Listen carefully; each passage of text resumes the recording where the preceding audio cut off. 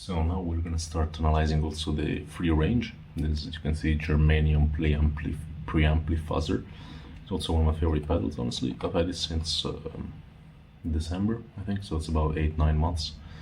It's a great pedal. I generally do not switch it off because it doesn't have a switch, an off switch. And what this does, so we've got two boosts, separate, independent boosts. So this one, the first one goes into the second one. You got treble or full or no boost. Treble, full, no boost. And this one is basically an EQ, which, yeah, as you can see, chunky and skinny. And we'll see now what it actually does. So let's, right now this is kind of the standard neutral mode. You cannot see what the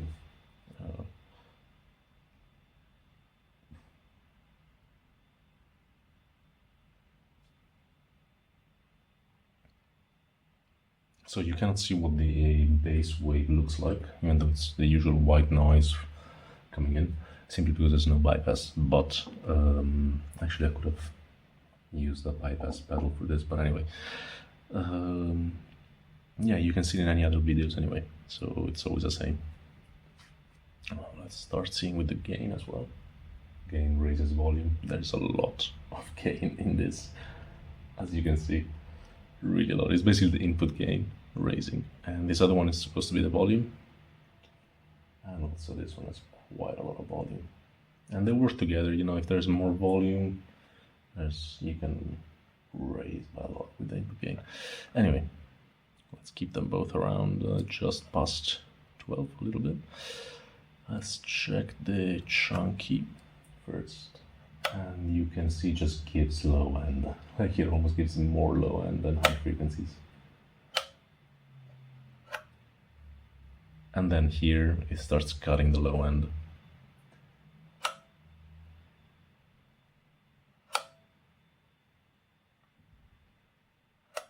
Up until it's just a little bit of an island, a frequency island, with a peak around 1.8K, I would say. So let's start analyzing also let's go for the treble first. They're a little bit different, they're voiced slightly different from what I can see. So you see here, we get this boost, and the peak seems to be right about here, about 2 point something K, 2.8, or somewhere around that. This boost, way more strong, a little bit more powerful, and it seems to be more about 2.4 K, I would say. Yeah, 2.4. Can read it from up top. I just realized I forgot. And yeah, let's see what happens if you get it more chunky. So right now we have the second one on treble, and this is no boost. Let's get it chunky, and it just gives back the low end as we expected. And that one remains untouched, which is a lovely thing about this. It really just does not touch the frequencies you don't want to be touched. Now let's try with the full boost before going into a treble boost. Now let me just also diminish a little bit the volume from the noise. So we have a treble full. The first one is full, and the second one is treble. You can see it's pretty big. And if we turn this off, yeah, so even if you would normally have a really bass tone here, really bassy tone, boomy, put the treble boost on, changes it completely, and it gives you a very strong volume as well. Let's go to full skinny, no boost, boost, yep, no treble. Treble, yeah, it gives it life, honestly, like.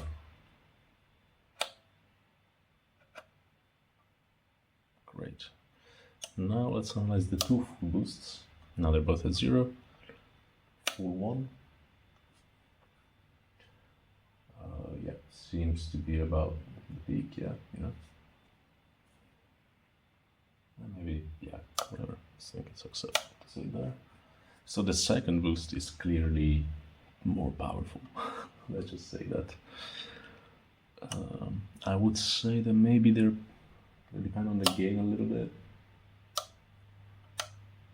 Yeah, absolutely. So with the gain around there, they seem to be having the same power, more or less. So the first boost is still always about 2.5, 2.4K, around there. Minus 50 dB, it says over there. Yeah, this one remains stronger. The second boost remains a little bit more powerful. So both boosts are, yeah, clipping instantly. But if we get both boosts are on, let's turn this. Let's turn it even more. Yeah, it cuts a little bit. Turn on again. I personally think it sounds very nice with the first treble. About here maybe. Let's see, first treble, second boost. Sounds great. Without the treble it would be just like that. So you could potentially skin it up and put this. But also first full boost, second treble. So of course the second one will have more influence on the overall tone of the preamplifier or overdrive, or whatever you want to call it. Because if we have this boost here, you can see there the shape remains. So let's go here, right? So it's more visible. The shape sort of remains, but then again, it's always the same as well whenever you do this kind of things. You know, the second one has the real tone, has the power over the tone. It's like stacking overdrives. So here it's fine. If we boost this, so here the shape literally remains the same with an early boost. If we have this, one more boost is kind of cool. Oh, we have that. Shape changes a little bit.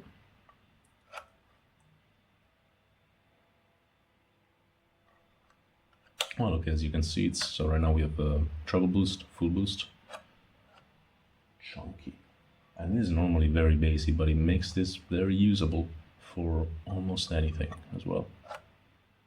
Not just Doom.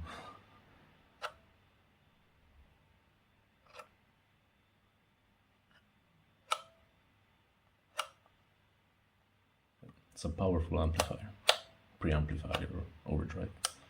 And it really does go into fuzz territory, without a doubt, especially when it's chunky here. Start boosting it. Like this setting is pretty much fuzz. Okay, well that's it about the preampli fuzzer, free range.